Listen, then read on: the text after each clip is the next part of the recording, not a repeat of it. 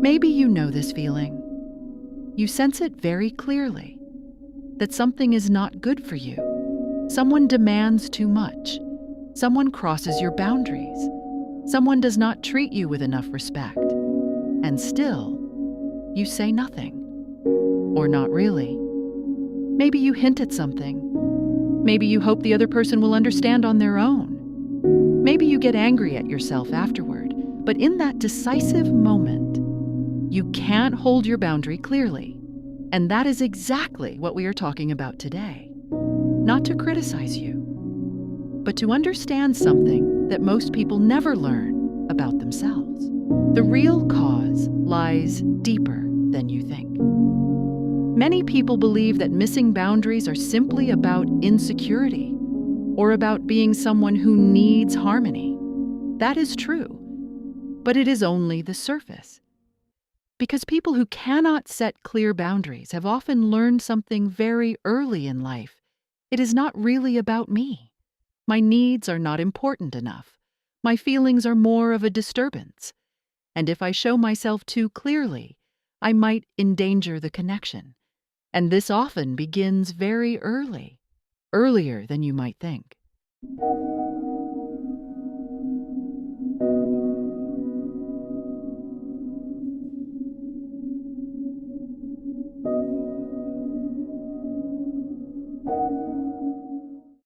What happens in the child's nervous system?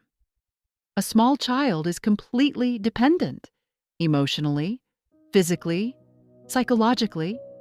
For a 4-year-old child, attachment means survival. That sounds dramatic, but that is exactly how the child's nervous system experiences it. So when a child senses, I am not allowed to contradict, I am not allowed to be too much, I must not cause problems, I must not endanger the needs of others, something very important begins. The emotional state learns. Adaptation secures connection, and connection secures survival.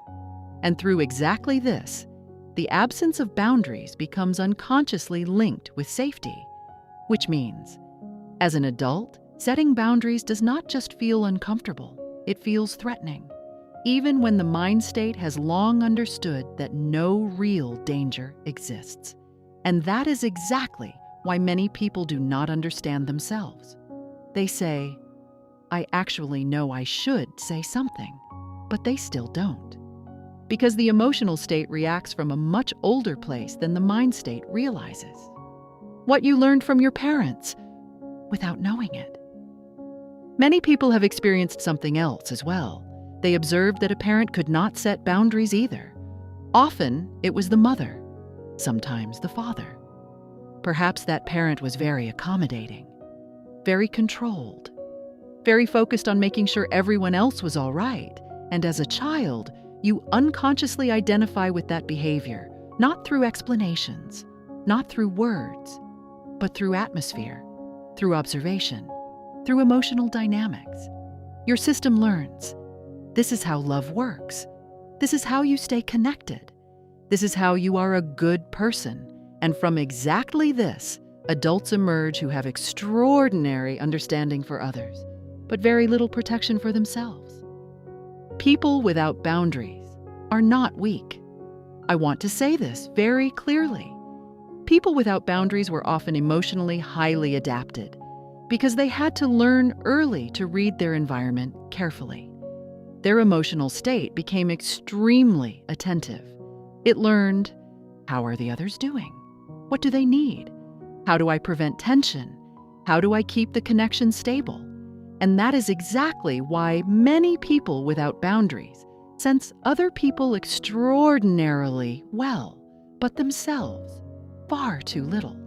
This is not weakness. This is a survival mechanism, one that was once very useful, and that is no longer needed today.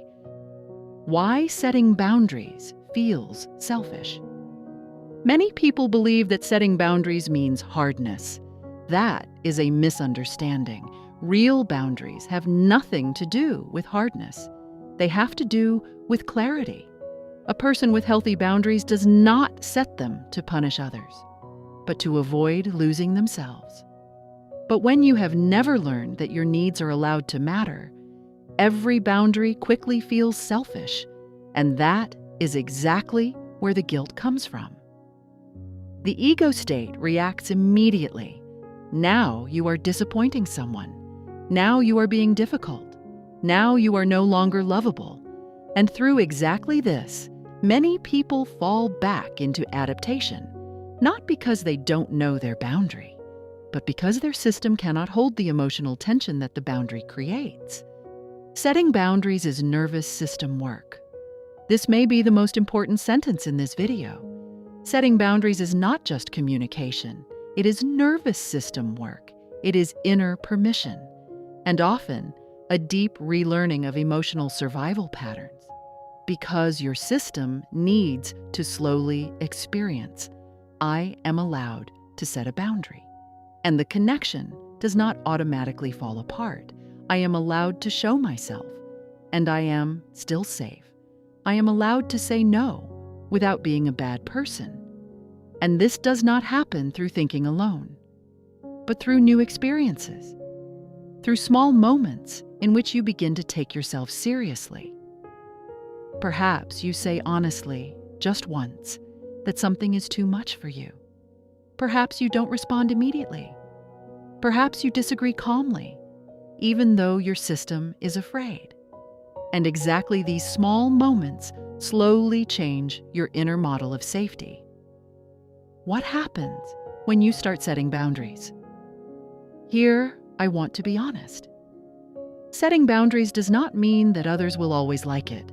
Some people benefit from the fact that you have no boundaries, and that is exactly why some react with irritation when you begin to change. That does not mean your boundary is wrong. It often simply means that an old dynamic is shifting, and exactly here you need stability, because your ego state immediately wants to restore harmony. But real harmony does not arise through self-loss. It arises through clarity. The first step. The first step is not to suddenly become loud or hard. The first step is understanding, recognizing. Why is this so difficult for me? Because as long as you believe that something is simply wrong with you, you remain in a battle with yourself. But when you begin to understand that your behavior was once a form of protection, something changes. Compassion arises instead of self-criticism. And exactly this compassion is what your emotional state needs first, before it can begin to relearn. A final thought. People with healthy boundaries do not love less. They simply no longer abandon themselves. Boundaries are not rejection. Boundaries are relationship with clarity.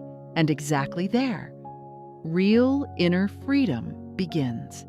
If this video touched something in you, write it in the comments.